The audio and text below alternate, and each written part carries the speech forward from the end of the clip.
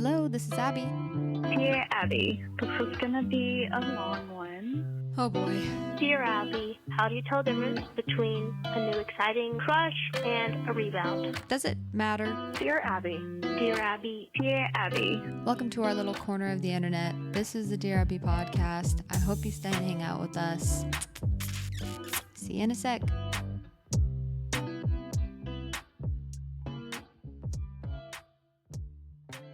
Here we are again. Welcome back, everybody, to another episode of Dear Abby. I'm your host. My name is Abby. Welcome back to my podcast. Welcome back to the Dear Abby podcast. Happy to have you. I hope everybody is had a wonderful, long Labor Day. Wait, what is it? Labor Day weekend. And yeah, I hope you guys have all been having a blast.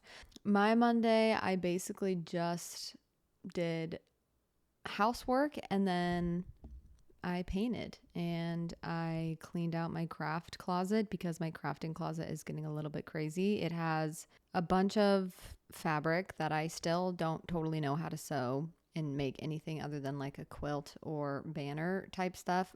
So I have a lot of stuff to learn still with that. But I have a bunch of fabric from leftovers from when I helped my sister. I have a bunch of fabric, like jean fabric, denim. I need to figure out what to do with that. And I'm really excited. I have a couple of ideas and it'll take me a long time. It's more like fabric that I wanted to use to learn how to make something simple like I was going to say jeans, but probably not jeans, but maybe. So I'm going to have to look up some patterns for that or maybe pay for some patterns for that. I don't know. We'll see. I have a lot of denim. I also have a lot of acrylic paint, but I want to get into oil painting and watercolor. It was a good starter paint for me. But now I want to actually make finished products and I don't love the way that acrylic sits. I like oil painting. And also I was thinking about maybe getting like chalk, like, you know, like the chalk pastels and seeing if I like to paint with those. I don't know. We'll see. But anyways, that adds to the problem of I have too many brushes, paints, random stuff that I used for projects a long time ago, and it wouldn't be that big of a deal if we had an apartment with if we had an apartment with one bedroom, but we are in a small studio, so we basically have no storage space, and I don't want to put it in a storage unit because I use it, so I just don't want it to be far away. I want it to be close and convenient for me to grab whenever I just feel like seeing what's in there, seeing what I can do. Why did I start talking about that? I don't remember. Oh, what I did for my Labor Day weekend. That's what I did. So I cleaned out a bunch of that stuff. Before we go any further, because I do this sometimes, we are talking about body image and OCD today. Body image and mental illness. And I wanted to speak on my experience with OCD and body image and how that still plays a role in just my overall confidence and body image, and how OCD can make us feel like things just aren't right with how our body looks. And it's already a world full of comparison and standards of beauty that are defined by just random people and what they have a preference of. And also a lot of people who only look at very filtered and edited stuff, therefore making their point of view very skewed, as well as a lot of the times when there's a beauty standard, a lot of the times it is from other people who have body image issues as well, or they find their worth in how they are loved and adored by the public or people around them in terms of what they look like.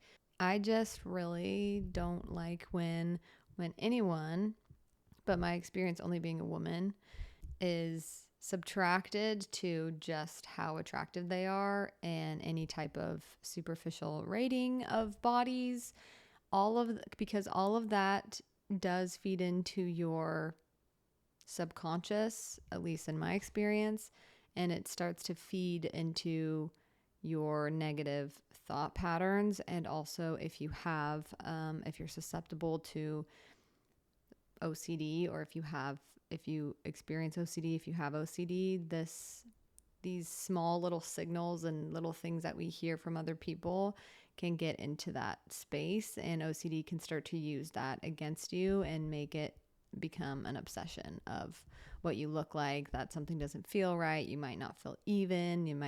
Anyways, so we'll get into the nitty gritty of it. I can go on and on about this because as a woman, especially, I feel very passionate about this because when I stopped tying my worth to my external beauty and how others perceive me, I was so much happier, and I just want everyone, every little girl, older girl, young woman, older woman, to feel comfortable in their own body, and more than comfortable, love being in their body and to love exploring what their body can do and being able to try new things. And I know probably all of us have heard people talk about, you shouldn't care what other people think of your body or your beauty and all that stuff. And beauty is in the eye of the beholder. But it's nice to get a reminder sometimes because it can just kind of trickle back in there. And then we don't realize that, oh, wait, I see what I'm doing and why I might be feeling self-conscious or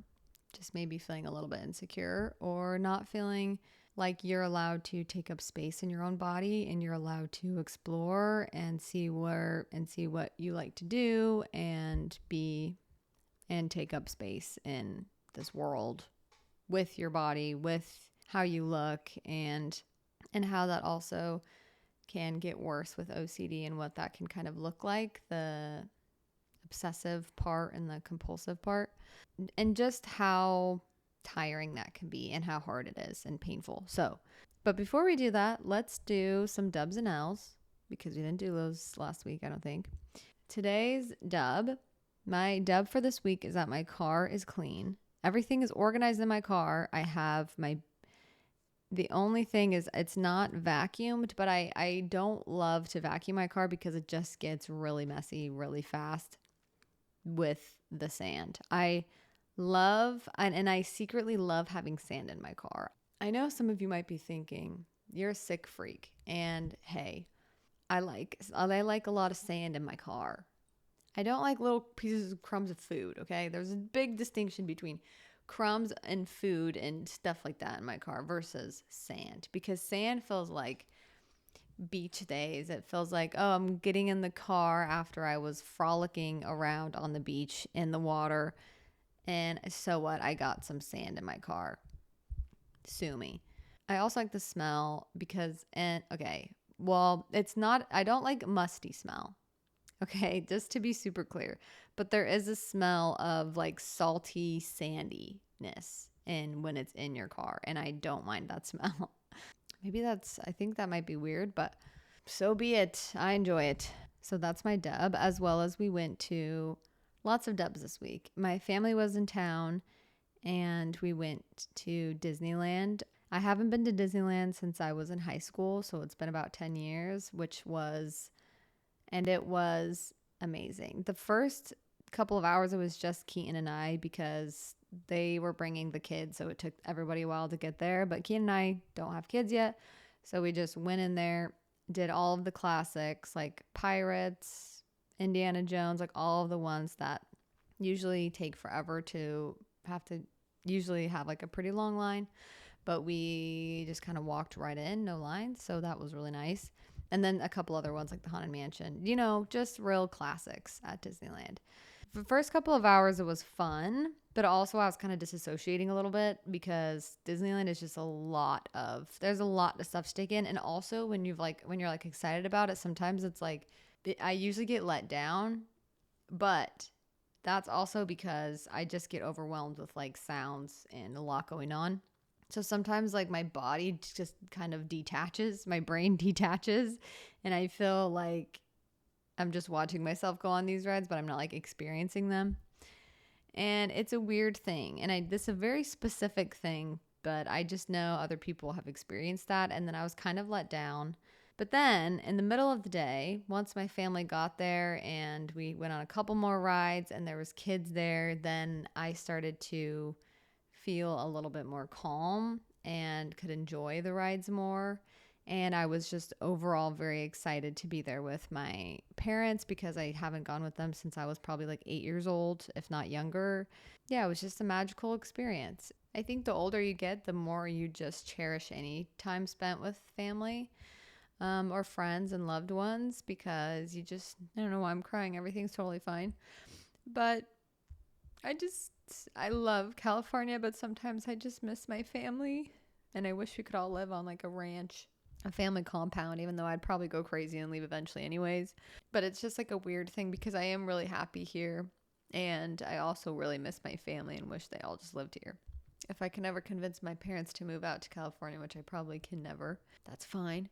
Whew. Okay. Anyways, my L for this week is kind of related to my dub and the meat of today's episode, the main topic. And that is that I realized how mean I can be to myself about how I look in photos and certain photos. And it's something I think a lot of people experience when you take so many pictures, or you have people take pictures of you that kind of know how to work the angles and everything like that. And that's great and it's awesome. But at the same time, when we're too absorbed in getting the right angle to look exactly how we want to look in a perfect world all the time, then when we see pictures not at the perfect angle or in other situations, or sometimes when your parents take pictures of you and stuff like that, which is funny, but also I was very heavily thinking about this the past couple of weeks, actually, for a little bit. When we see pictures of those unflattering, you can't see me if you're not watching, I'm doing air quotations because I don't actually believe they're unflattering. And the more we tell ourselves that, the worse that we'll start to feel when we see just pictures of ourselves. Not good pictures, not bad pictures, pictures of ourselves. So that was my L, is that I have just been super critical of what I look like and self-conscious, and like my brain is tricking me into what I actually look like and what my face looks like, and just like sometimes just such a mean voice in your head that's like, when you look at yourself in the mirror, it just says the most mean things. And I haven't been standing up for myself enough to that voice. So that was my L. But also, I'm going to make it my dub soon, okay? So to kind of piggyback off of that, to get into the today's episode, along with feeling nostalgic of just hanging out with my parents and some of my siblings at Disneyland, it was my birthday last week, and my mom posted just photos of me, like in random situations, again with a Samsung Android phone, and just not the type of photos I would put on my Instagram, which again is part of the problem of instilling this, like, I don't look good enough in these photos. I have to look like this in order for them to be beautiful or for them to be me. And that creates kind of a distortion in your brain when you start to say like, well, I don't like that picture. Well, I like this picture. And some people might not think it's that deep. And if you're totally confident all the time and it doesn't affect you, totally fine. It's okay if it doesn't. But for me, when I start to say, this is good, this is bad, this is a good picture, this is a bad picture, I don't like that angle, I don't like the way my nose looks, I don't like the way my chin looks, it doesn't just end there. That starts to sink deeper for me. So I was looking through the photos that my mom had posted. Maybe like 5 years ago, I would have hated all of these pictures that she was posting, because I'm like, well, that's not what I think I need to look like, or that's not like my favorite picture of myself. That's not how like my really rigid brain sees me, of like, I have to look this way in order to be beautiful. And as I was looking through them, that same type of voice also kind of started to come back up, of like, oh, look at your arms, oh, look at your back, oh, look at your hips, oh, look at this, look at your legs. It went from like an experience of just looking at my photos, of these photos that my mom picked because she loves them, because she sees me in them, and she doesn't see like my fluctuations of what my body looks like. That's not the first thing she looks at. She just sees me in the photos, and that's what she loves. And it just really reminded me, and it went from an experience at first of just like enjoying my birthday photos that my mom posted, to that sick feeling in your stomach and feeling anxious, feeling insecure, not good enough, as kind of a shrinking feeling within yourself. And it sucked. And because I've experienced that so many times. I think all of us have, I think everyone has experienced that at one time or another in their life, of this constant sinking feeling when you have these thoughts or these really mean comments that you have circling in your head about yourself, your face, your body, your personality. It can be whatever, but instead of wanting to have an open heart and love yourself and love others, it makes you just want to shrink into yourself and start to reject yourself and listen to those thoughts, agree with the thoughts, reject yourself, and then that in turn usually means rejecting others. It's just hurtful all around. And it bothered me, obviously. So in that moment of feeling that gross feeling wanting to shrink and hide and tuck everything away, I just knew where that would lead eventually. And I reminded myself, like, I don't actually have to listen to those thoughts. I don't have to listen to this story of what I need to look like. I don't need to listen to all of these voices and thoughts that are totally lying to me, just flat out lying to me. I reminded myself, I don't have to take these thoughts seriously. I do not have to shrink. I think I literally fixed my posture, or I sat back up. Do not let those voices, do not let those thoughts get to you. Do not let that critical voice get to you. Instead of focusing on all the things that your brain says you shouldn't like about yourself because it means A, B, or C, and some kind of judgment or assumption that goes along with a specific feature or whatever. It can go deep sometimes. Instead of doing that, let's remember who posted this. And let's focus on the I of who was looking at these photos and who decided to post these photos. Bear with me. So then obviously my mom was the one who posted these photos. As I looked through them again, I put myself in the shoes of her and tried to see myself through her eyes, even though that's kind of impossible. But I think I just tried to clear the slate of what those photos are. And instead of focusing on all the bad, I focused on what she saw when she posted those photos, and probably what she felt and what she loved about them and what she focused on. And it was just, all of the photos were spending time with me. There wasn't the thought of, oh, this picture would have been so much better if she had straightened up her back, or, oh, this picture would have been so much better if she had twisted her head so it was the right side of her face instead of her left side, because that side's too pointy. It's like there's no thought of that when it's somebody that loves you and loves a picture. It's because it brings that memory back to their heart and to their mind, and they cherish those moments. They love having a picture of you, of how they remember you. And sometimes that can be scary because, again, when we feel like we need to look different or be different, because when we're mean to ourselves and when there's really negative, when those thoughts come of nitpicking ourselves and being negative and feeling yucky towards ourselves, that's when we want to shrink. And so that shrinking feeling comes and we don't want to be seen.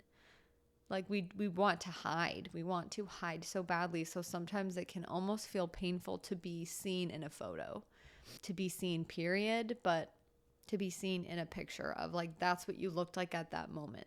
Whether that voice, whether you like it or not, that is what you looked like in that photo at that time. Whether that's a perfectly accurate depiction, I don't know. Nobody knows. Everyone looks different at different angles, wearing different stuff, doing different things all the time. And that is a beautiful thing. How boring would it be if we just looked the same all the time? It'd be like, beep, beep, boop, boop. We are robots. Sometimes when I'm struggling to look at photos, that really critical part of my brain is like, you don't look good enough. You should have taken it at a different angle. You have to look like this or this or this or whatever. You don't look like this Pinterest photo. You don't look like this Instagram photo. That's what you need to look like. Whenever those thoughts come up, a great thing to do is to think about the people that are capable and that really love you, what they would see in that photo. And it might be helpful to put yourself in the position of looking at a photo of somebody that you love, like really love, like a little brother, a little sister, an older brother, an older sister, your mom, your dad. And what do you see in that photo? And it's probably pretty likely that you just love the photo because they're in it and that's them. Now, if I may add to the OCD people out there, to people who have OCD, sometimes when people say stuff like that, it can make it, and you might have intrusive thoughts of like, I don't know, when you look at a photo of your family, you might have all these intrusive thoughts because I said that like they don't look good. They look A, B, or C, bad, whatever. Sometimes, of course, our brains can be nitpicky just like automatically with people. I'm talking about from the real you, from the you that's not being consumed by OCD and its thoughts and its fears. And what if I don't love my family? What if I don't think they look beautiful in a picture? What does that mean? Let's not go down that rabbit hole. This is just the real you, the you that's not OCD, because that is there and that exists still, even if it's buried a little bit. I promise you would not you would not have any other feelings but love for just a photo of a loved one, especially if they have passed. That's just how I like to think about photos now, as just memories. And it's nothing to say I am worth more because I look like this in this photo, or I'm worth less because I don't look like this in this photo, or I do look like this. There's no more of that. I think at this age and this time in my life, I'm like so over losing time and energy, and honestly creative energy, because I can be creatively mean to myself. I'm done wasting like that time on hurting myself, which in turn is usually hurting others, because when I'm super critical of myself, I notice I am more critical of other people. And, which also goes to show, if somebody is being hypercritical of your looks or saying any things, they're extremely hypercritical of themselves. And that's not an excuse. They're totally in charge and responsible for their own actions and how they show up and how they treat people. But it does give you some insight as to maybe their inner world and what they're dealing with and what they need to sort out. And maybe if you are confident and you've already worked on that, you can maybe help them if they're open to that. If not, whatever, you just move on, you do your best. So yeah, a couple years ago, I would have not liked the photos, and I would have told my mom to take the photos down that she posted because they weren't the best angle. That's not how I think that I need to look in photos, or the distorted version of myself and what I should look like in the mirror or what I should look like in pictures. I probably would have asked her to take what I would have thought as unflattering pictures down, and then think about it for a long time as to, oh, how come I looked like that? But the older I get, the more the photos that your mom takes or your dad takes or the people that love you, the more photos that they take of you, just for their own enjoyment of, I want to remember this, I want to remember them doing this, I want to remember what they looked like, the more that those are my favorite photos. And those are becoming my favorite photos of myself, because I can see and feel the love more than if it's a super curated photo. And that's not to say I don't love a good photo, because I do. I'm just as beautiful in all the first 10 pictures as I am in the last picture that I end up posting. And I really am starting to believe that and feel that. Along with that, just with body image and OCD specifically, can be, again, a really painful experience, because there was a while too where I would look in the mirror and I would feel, and I would like kind of smile, and I'd be like, I feel like my smile doesn't look good. Like it doesn't look right on my face. And so when I would smile or I'd take pictures or videos, like I almost like, so I would avoid pictures and videos of me genuinely smiling, because I just thought it looked crooked or wrong in some way. And it just like came with like really intrusive, yucky feelings. And I felt almost contaminated emotionally by those feelings, which is a big thing for me and still can be kind of hard, as when I feel like intrusive feelings that go with thoughts of like uneven, or my body's uneven, or this leg looks bigger than this leg, or this arm looks bigger than this arm, or like my shoulders are too broad, and just like it's just exhausting. And sometimes I feel like I look smaller, sometimes I feel like I'm huge, and it's like and I know that stuff can be really connected to OCD. And so I have the tools from my OCD, response prevention and just value-based living, and acceptance commitment therapy to handle it in a similar way. There is something incredibly healing about when you take charge of how you see yourself again. When before you were just kind of letting OCD and the obsession with what you look like and what you really look like take control and have all your thoughts and behaviors and plans and activities just trying to fix what you look like, or be able to eventually see what you really look like, and this obsession with what is that? What am I supposed to look like right now? What is the perfect way that I can look right now? How do I get there? And it's really hard to do that because you have to face a lot of really yucky feelings. Like, just because you start doing recovery and you start to kind of take your power back in some way, or you start to look at yourself in the mirror more, but say nicer things, or at least just let those thoughts come to the surface and be like, whatever, dude, like, be like, whatever. You can say whatever you want. Come on. That's all you got. You don't have anything more mean. It doesn't mean that it's not going to feel yucky, because it still feels yucky to me when I do exposures, or when I look in the mirror and I have all of these thoughts, or again, like I just shared, when I look at photos and then I have all these intrusive, really mean thoughts come to my head, and it makes me feel sad and sick and heavy and just burdened, I guess, and makes me want to shrink. And that still happens to me every once in a while, and it still feels pretty intrusive. So it's not like that feeling went away for me.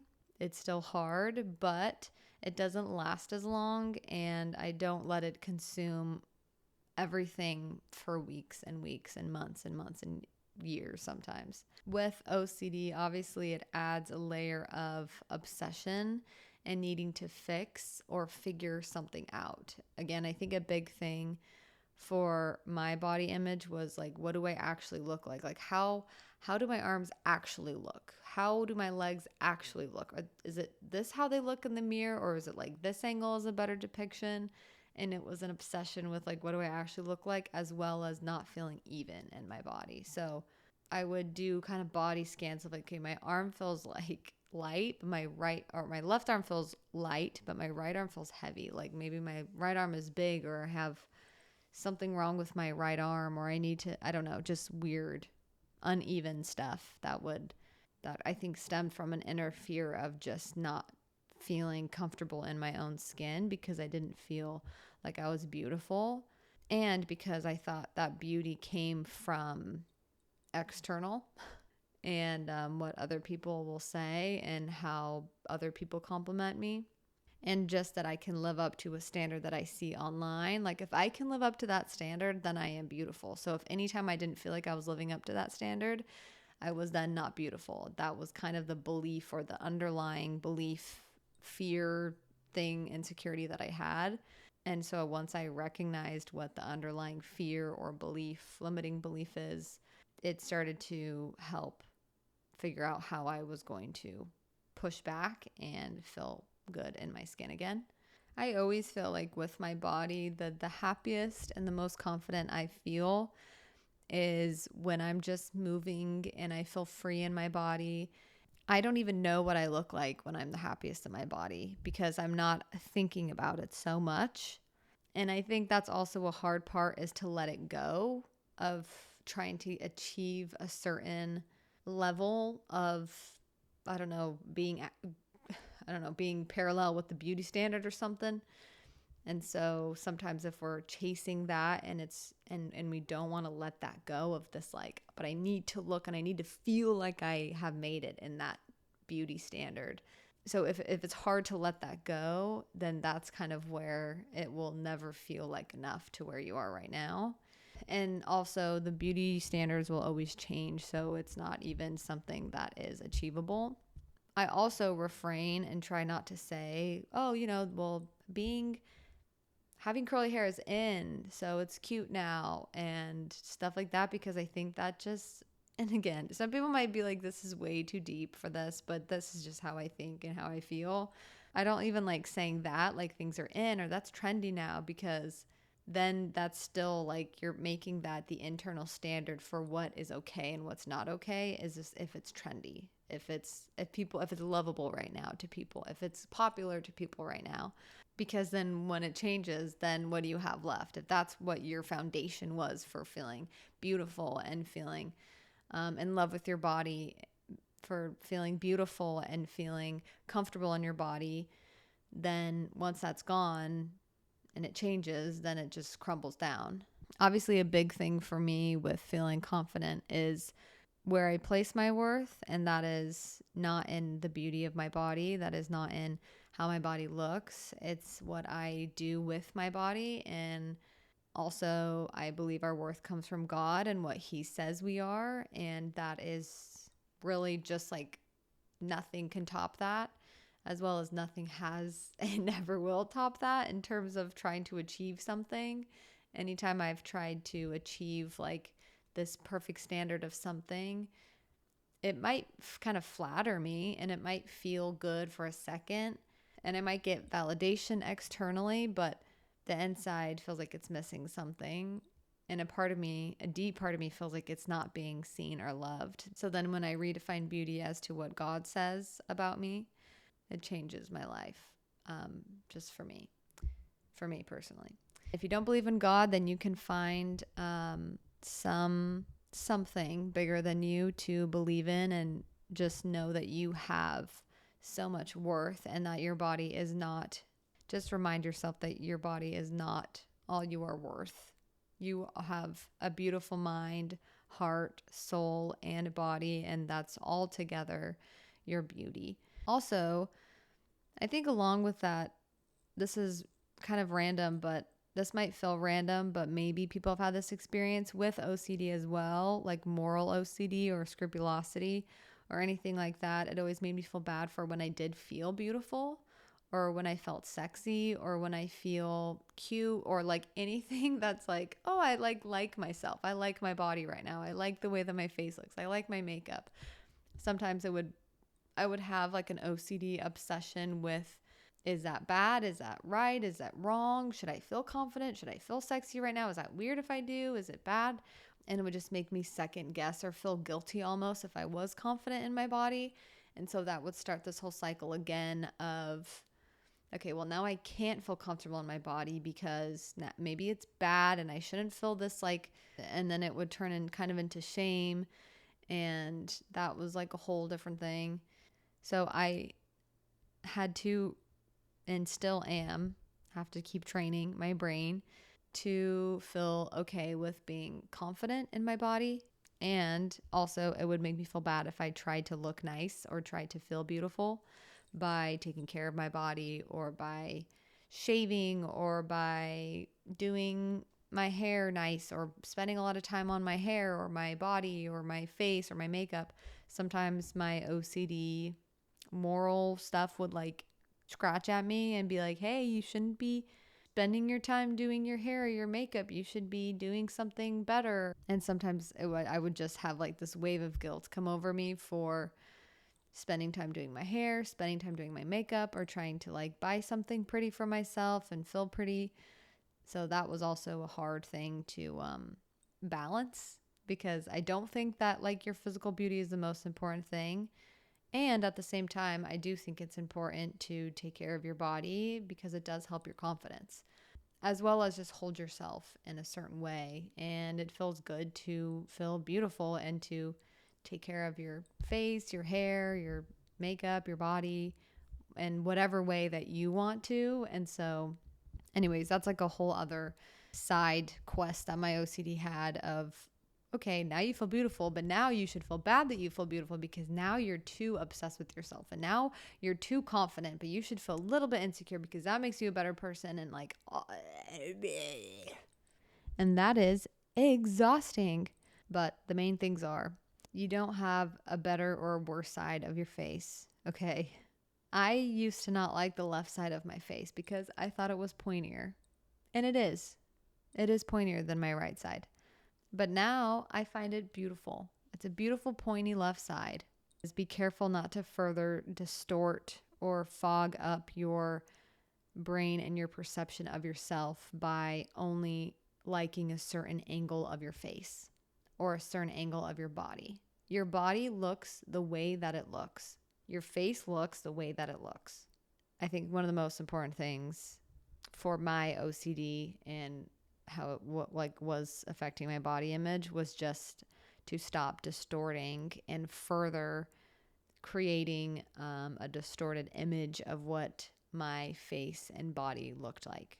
Because I think lying to myself and the actions that kept that going was, again, only liking one angle of my face, only liking one angle of my body, not letting people post things that I don't absolutely love about my body and my face, because the more I kept training my brain to think, okay, this side of my face is not beautiful, but this side is.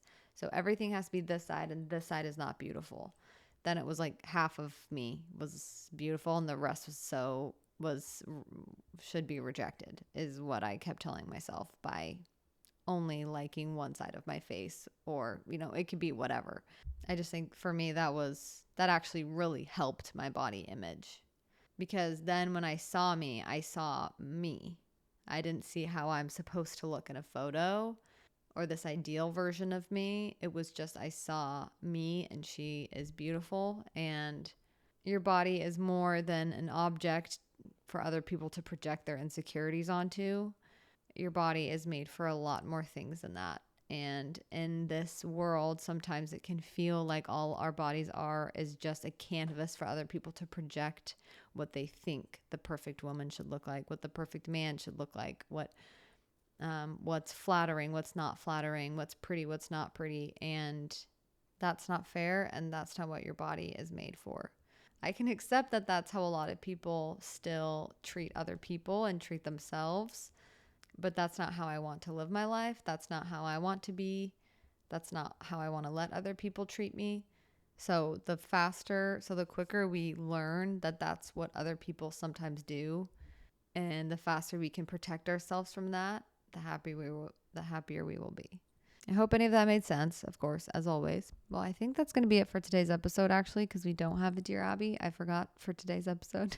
Thank you so much for listening to today's episode of Dear Abby. If you want to support the podcast, you can leave a rating and review on Apple and Spotify podcasts. Or if you wanted to leave a comment and subscribe on YouTube, you can also do that. Much appreciated, any of them. I also really appreciate when people post on their stories that they listen to the episode, or any episodes that they like, or any shout out I love. You can tag the Dear Abby podcast Instagram account. I feel like I'm forgetting something, but that's okay. I could always just talk about it next week if I am forgetting something. I hope everybody has a great week. I guess nothing's happening this weekend, is there? I don't think so. Well, just be nice to yourself. Take yourself out. Don't let those mean, nasty thoughts get the best of you. You are capable, and you can outsmart them, and you can overpower them, okay? You are in charge. You are in charge. Okay, love you. Bye.